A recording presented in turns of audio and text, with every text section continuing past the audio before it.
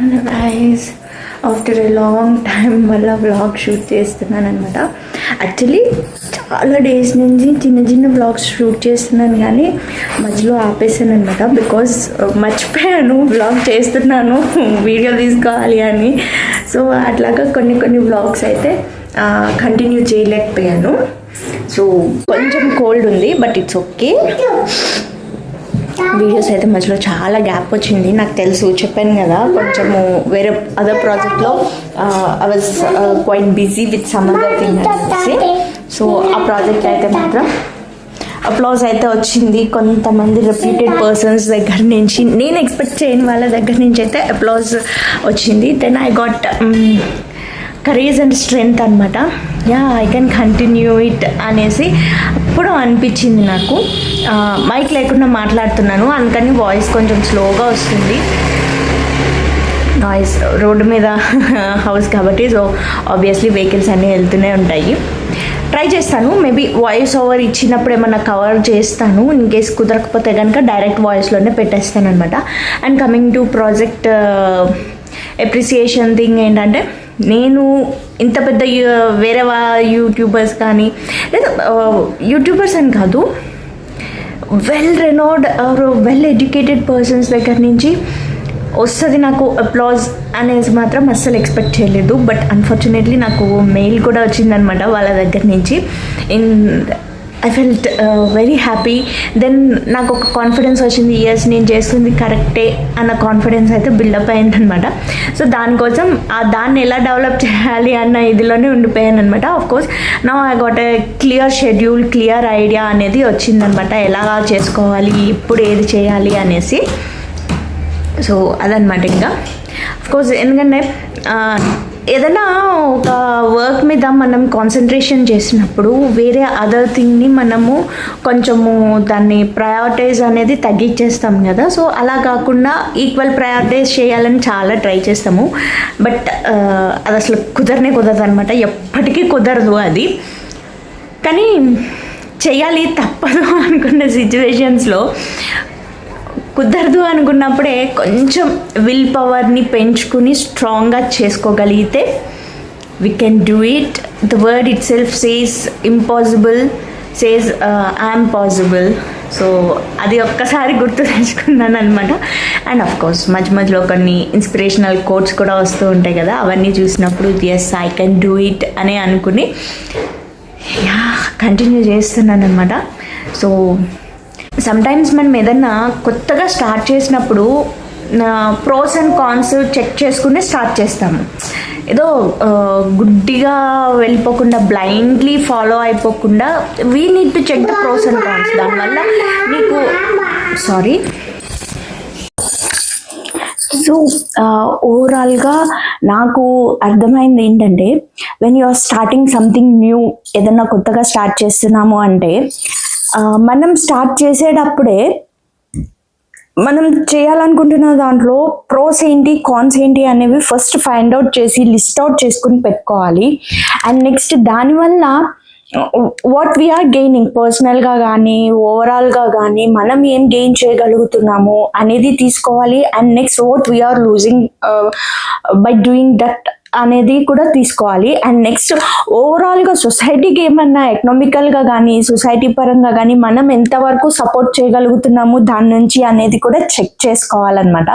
So ఇన్ని factors అన్నీ check చేసుకున్న తర్వాత mostly I'm talking about the ladies అనమాట. ఎవరైతే ఉమెన్ ఉన్నారో కెరియర్లో బ్రేక్ తీసుకున్న తర్వాత వాళ్ళు మళ్ళీ స్టార్ట్ చేయాలి వాళ్ళ కెరియర్ని అనుకున్న టైంలో కానీ ఎప్పుడైనా సరే వాళ్ళకి ఫస్ట్, ఇంక్లూడింగ్ మీ, నేను ఏదన్నా చేయాలన్నా కానీ, అట్లీస్ట్ నేను ఒక చిన్న వీడియో షూట్ చేసుకుని పెట్టుకోవాలన్నా కానీ ఫస్ట్ నా ఎఫెక్ట్ అయ్యేది ఏంటి, నా ఫ్యామిలీ ఓ మై చిల్డ్రన్, ఇట్లాంటివన్నీ కూడా బ్రెయిన్లోకి వస్తాయి అన్నమాట. సో వన్స్ అవన్నీ ఆలోచించుకున్న తర్వాతే వి స్టెప్ అవుట్. అప్పుడే కదా మేము ముందుకి వెళ్ళగలుగుతాము. So nothing wrong in that.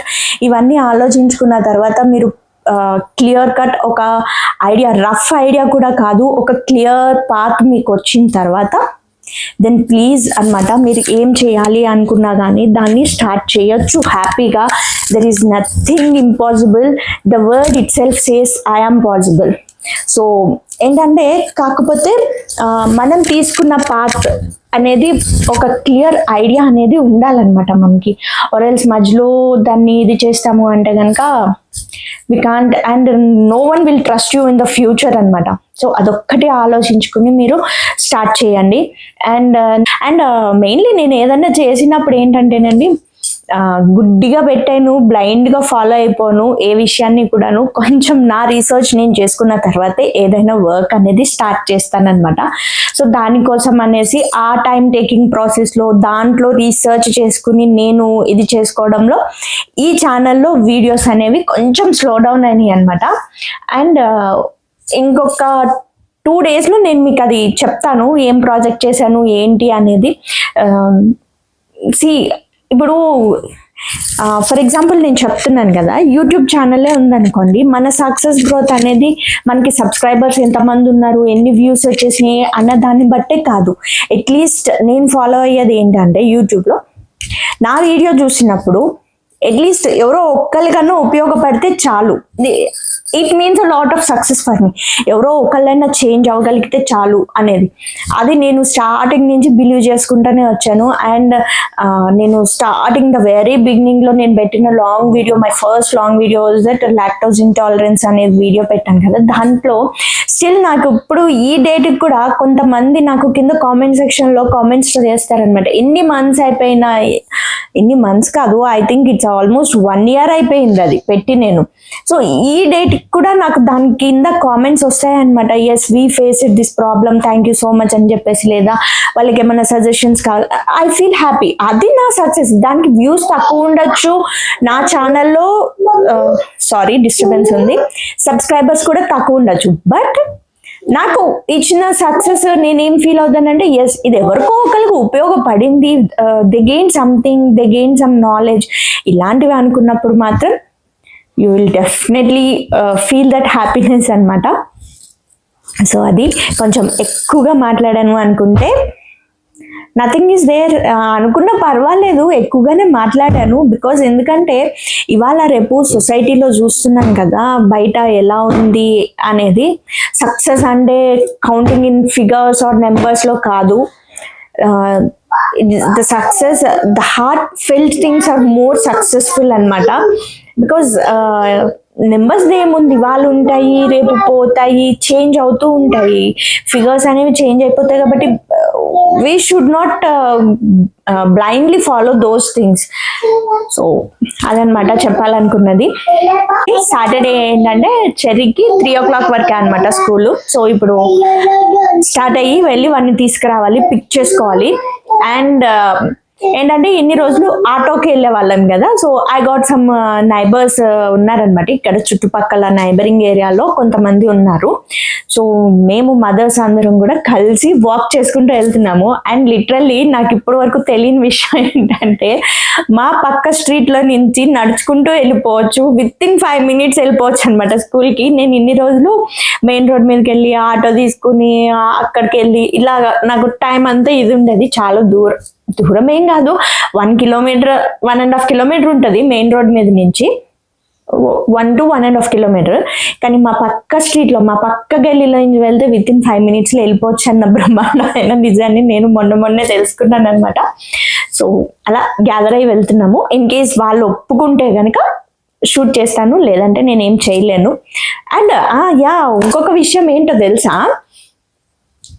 ఇప్పుడు ఎవరైనా సరే ఈ సోషల్ మీడియా ప్లాట్ఫామ్లో ఉన్నప్పుడు మీ వీడియోస్ కోసము పక్క వాళ్ళ పర్మిషన్ లేకుండా మాత్రము వాళ్ళని మీ వీడియోస్లో యాడ్ చేసుకోకండి. అది ఇంట్లో వాళ్ళైనా, మీ పేరెంట్స్ అయినా, హస్బెండ్ అయినా, అత్తమామలైనా, ఎవరైనా సరే, అది మన ఇంట్లో వాళ్ళే అయి ఉండొచ్చు, బట్ వితౌట్ దేర్ పర్మిషన్, వాళ్ళ కన్సెంట్ లేకుండా ఎలాంటి వీడియోస్ మీరు సోషల్ మీడియా ప్లాట్ఫామ్స్లో అప్లోడ్ చేయకండి. అండ్ ఇంకొకటి ఏంటంటే, ఏఐ జనరేటెడ్ ఇమేజెస్ కానీ వీడియోస్కి కానీ వితౌట్ దేర్ పర్మిషన్స్ మీరు ఎవరివి కూడా వాడకండి. Just keep in mind that.